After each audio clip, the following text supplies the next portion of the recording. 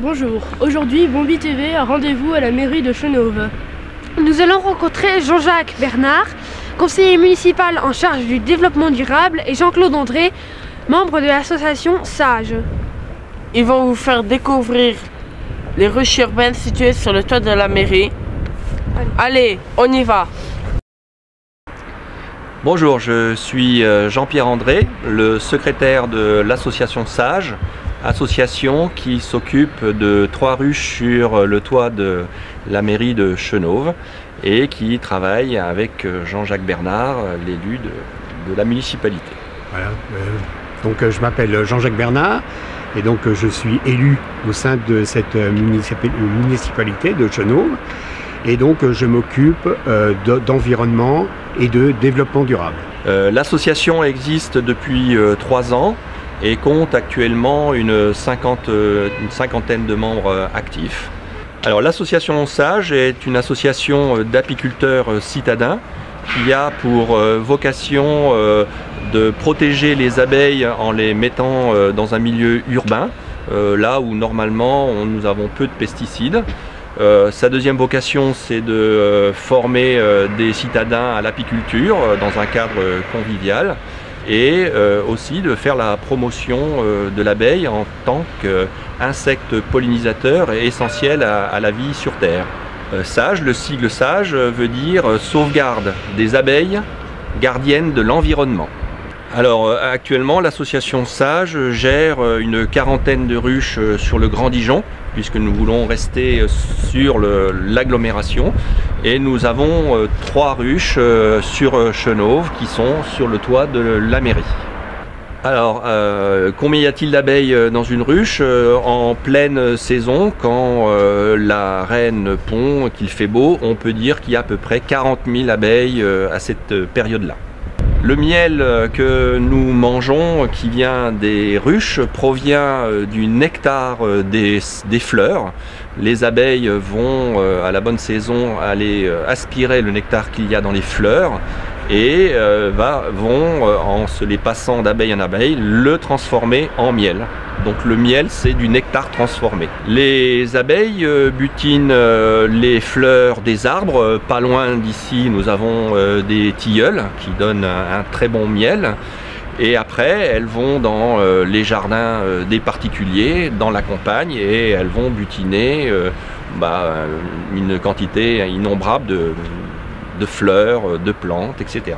Pour le bien-être des jardiniers locaux, puisque plus il y a d'abeilles, plus il y a de fruits, plus il y a de légumes, plus il y a de fleurs. Dans une ruche, il y a 3 types d'abeilles. Il y a la reine qui est unique et qui pond 2000 œufs par jour pour maintenir le cheptel.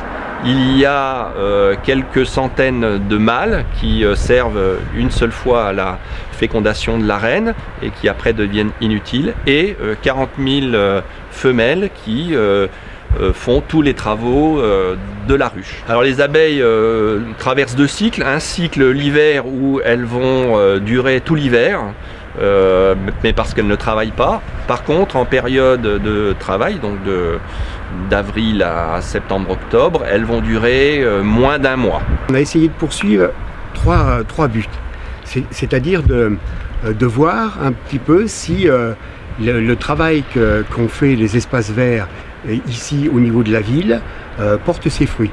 C'est-à-dire qu'en fait, les espaces verts, depuis maintenant un certain nombre d'années, n'emploient plus de pesticides, essayent d'avoir un travail qui est en conformité avec le développement durable, et puis de voir un petit peu si ces espaces verts faisaient des bonnes choses. Et on s'aperçoit qu'en fait, effectivement, les abeilles sont en bonne santé, les abeilles fabriquent du miel correctement, donc on voit que les espaces verts, effectivement, ont fait un travail remarquable sur la ville. Et là, le deuxième but qu'on voulait poursuivre, c'est aussi un message envers les jardiniers amateurs de notre ville pour dire, bah voilà, voyez, les espaces verts ont fait un gros travail au niveau développement durable. À vous aussi de faire le nécessaire pour que ces abeilles puissent vivre normalement en ville.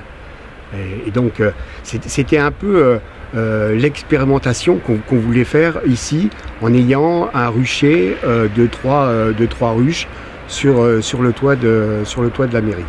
Et puis aussi un but pédagogique au niveau des élèves des écoles, au niveau justement des gens qui vivent ici sur la commune de Chenôve.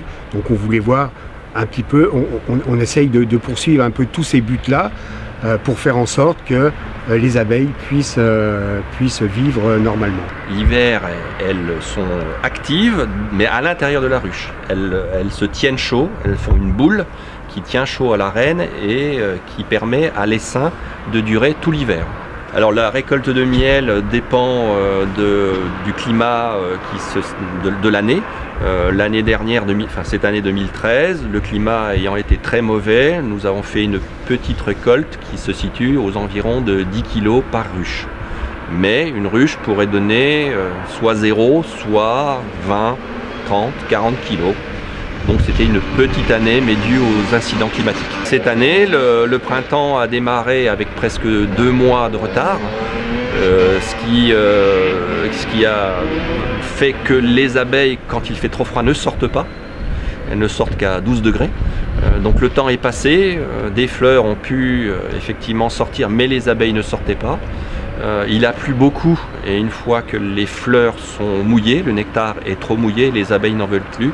Ce qui fait qu'on est arrivé au mois de juin avec 0 production, et la production s'est faite sur juillet-août, ce qui est tout à fait anormal. Donc là, les abeilles rentrent par une trappe, ici, que l'on ouvre ou que l'on ferme selon la saison. L'été, on leur enlève la trappe pour qu'elles puissent rentrer-sortir, parce qu'elles sont sans arrêt à rentrer-sortir. Et l'hiver, on leur met une trappe avec une partie, des ouvertures. Et si jamais, quand on va ramener l'essaim, on va être obligé de venir avec les abeilles, on ferme la ruche en leur mettant la trappe. Et comme ça, les abeilles ne peuvent pas sortir. Donc ça, c'est la porte d'entrée, quoi. Alors nous avons déplacé une ruche parce que en début d'hiver, cette ruche-là a été désertée par les abeilles. On ne sait pas pourquoi. Est-ce qu'il y a eu, c'est fait trop froid? Est-ce que un courant d'air? Est-ce qu'elles ont essaimé pour une autre destination? Est-ce que l'essaim était trop faible? On ne sait pas, donc on va emporter cette ruche. Nous allons la nettoyer, sans doute la repeindre. Et au printemps, peut-être seriez-vous avec nous, on ramènera une ruche avec un essaim que l'on mettra, on va dire, aux environs de Pâques, au même endroit, pour qu'elle soit prête pour la floraison des arbres de Chenôve. Alors les essaims, soit on va en attraper un parce que l'essaimage est naturel, c'est-à-dire qu'elles partent d'une ruche et elles vont dans la nature et on les rattrape, ou bien dans notre rucher stock, on a des ruches qui sont là uniquement pour remplacer les essaims de nos partenaires pour leur offrir le miel nécessaire. Et dans la ruche, qu'est-ce que l'on voit? On voit que l'intérieur d'une ruche, c'est fait avec ce qu'on appelle des cadres. Les cadres, c'est donc une plaque de bois sur lequel une plaque de cire préformée a été installée et que l'abeille a construit des deux côtés pour faire une petite alvéole dans lequel elle va mettre les larves, le pollen et le miel, comme on le voit ici. Là, ce sont des réserves de miel qu'elles avaient préparées pour l'hiver. Et dans une ruche, il y a 10 cadres. Voilà, et à la bonne saison, une fois que tout ça est bien rempli, l'apiculteur met ce qu'on appelle une hausse, c'est une demi-ruche, dans lequel on met des cadres, mais qui font aussi la moitié de la hauteur, Et c'est cette partie-là que l'apiculteur récolte au mois de juin.